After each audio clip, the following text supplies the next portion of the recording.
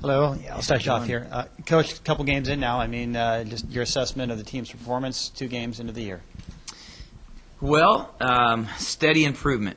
Sometimes your growth is baby steps, and the positive part of the weekend was that it really wasn't baby steps. It was actually really good, solid steps.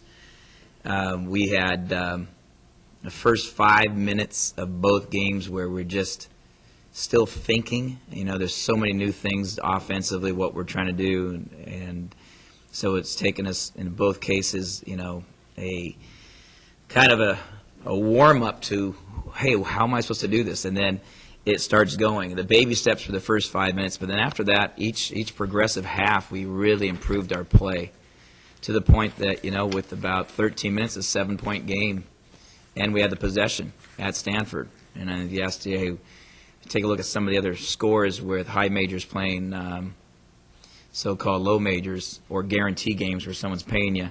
If you could say that you're single digits in the second half with a relative amount of time, you'd say, well, we'll take that to be competitive there. Obviously, it was still a significant defeat, 17 points, but it certainly wasn't a blowout, and it certainly was a continual improvement that we're very pleased with. I know that Tom got a chance to see the first half of USF, the second half of USF, first half of Stanford, and the second half of Stanford, and there was clear, steady progress, and that's what we're most pleased with. The team struggled the last couple of years shooting the ball, low percentage, field goal percentage, and I noticed kind of the same thing happened up there. Is that just you feel like that may be an issue again this season, or you feel like just road games, a couple of tough opponents, or you feel like hopefully there's going to be some improvement there this year? Well, stats are just absolutely anybody that's taken a stats class will tell you that stats are irrelevant until you have a sample data that's relevant, and we're not going to look at stats from field goal shooting percentage until we go 7 games in the Big West. We'll look at the preseason as such a separate animal in the fact that you're playing against high major talent. So early in the year, your offense, your defense, how many games are on the road versus unfamiliar rims versus comfortable rims. I think that USF probably had 3 balls bounce around the rim 6 times and go in, and we had 3 or 4 layups bounce around and roll out. And just over the course of the roulette wheel going green, black, green and red pops up there. These alternative colors come up over the course of thousands of rolls. Things even out. So we're not going to worry about the field goal shooting percentage because good shots, you keep on taking the good shots in rhythm. You can't really always control that.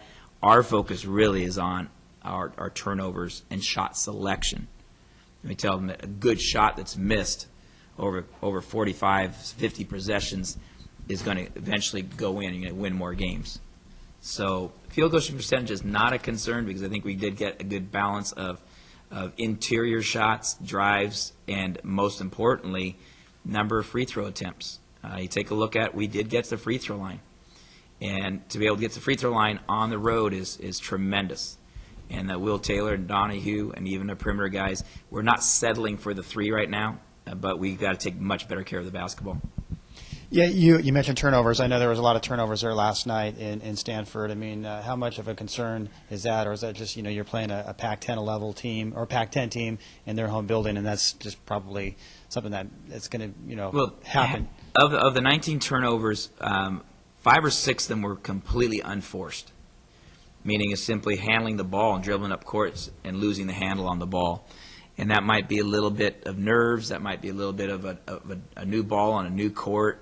But ultimately, we have to be able to just advance the ball under control on a consistent basis and valuing every one of those possessions, having a sense of pride and sense of value every single time you touch the basketball.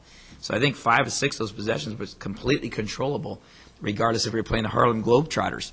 You have to dribble the ball effectively and value each one of those possessions. So that was the biggest concern. And then there were 5 or 6 plays that they made because they're 2 or 3 inches taller and 20 pounds heavier and aggressive and on their home court. You can accept a couple turnovers when you're doing the right thing. But we had a couple turnovers that were simply not acceptable over the course of the year. Those are the ones we got to cut down. Point guard was kind of a question mark going in. Probably still is. Justin Brown. I noticed he had 1 assist in the 2 games. Is that a concern as well? Or because I know the team had a low. I keep throwing these stats at you. A low, amount of assists. Right. Would you like to see him distribute the ball a little bit better and get guys into the scoring position a little better? Justin actually did a pretty good job. Assists can be deceptive because you have to make baskets to get an assist. He made 3. He had 3 or 4 really nice passes. And, we either missed a little layup or, take a look at the other end when if perimeter guys aren't making shots, you don't get the assist. I mean, that's one thing I have a PhD in is assist. And as a former point guard, the thing that you can play a great game and you have 3 assists for the night. I mean, guys missed the 8 shots that the open ones that you got them, and then they made the more difficult ones. So, again, data-wise, stat-wise, we're not stat hounds until you have enough data. On the other side of it, I probably shouldn't say this one, but when you go on the road, your stats sometimes are not as generous for the visiting team on assist. And we've had the opportunity to look at stat sheets and preseason. You don't always get very accurate stats. There was minutes and players being in the game that didn't even go into the game. So those type of things, you go, well, we have concerns on the accuracy of what statistical data we're getting. We know that we had 4 assists on out-of-bounds plays alone at USF that weren't documented. So we just look at that stuff and saying, okay, well, we want to try to clean that up and correct it. So, again, that's why you don't look at it and try to evaluate a game off of statistical data. If you watch the game, you can say, wow, that was a good play right there.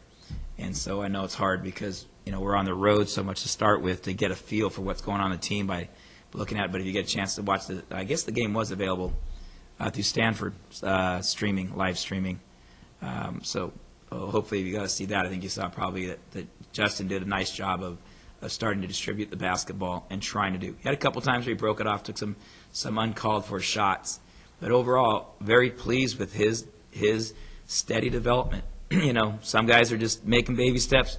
Some are having steady development. We're probably, 2/3 of the team is making steady steps forward instead of the little baby steps.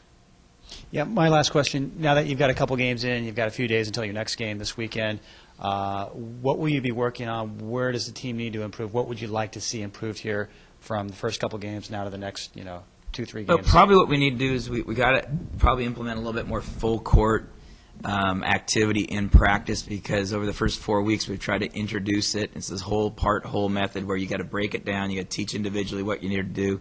You need to teach the whole concept in the half court, and then you got to get some full court. Our breakdowns really occur right now in transition from going full court to half court, full court to half court 3 and 4 times. We were able to do that at Stanford 3 or 4 times, and really granted, then suddenly the 5th time we couldn't maintain that discipline to continue to run that off. So the only way you can get to that point is really by getting more up and down time as a whole team against each other. And then we probably need to look at, we talked about this morning's meeting, is maybe even throwing a 6th defender out in the court in practice, because when you go 5-on-5, your number 1 unit builds a little more confidence against your second unit because of physical difference. They're just not covering the same amount of space that you play against West Coast Conference or Pac-10 opponents. So what we want to do is overload principle. And coaching is to make it a little more difficult in practice so you're prepared for the game. It's hard to do. And that's why we, again, scheduling the way we are. That's why we dropped a couple games and added Pac-10 talent. And now St. Mary's a top 3 West Coast Conference. USF is predicted in the top half of the West Coast Conference this year as well, with an All-American candidate, Dior Lohorn, who showed that against us. So playing against those bodies and those type teams is critical. So now in practice this week, I think we got to kind of get back to really ratcheting up that competition in full court, so we can continue to not make those silly turnovers that were just physical errors that we could control. So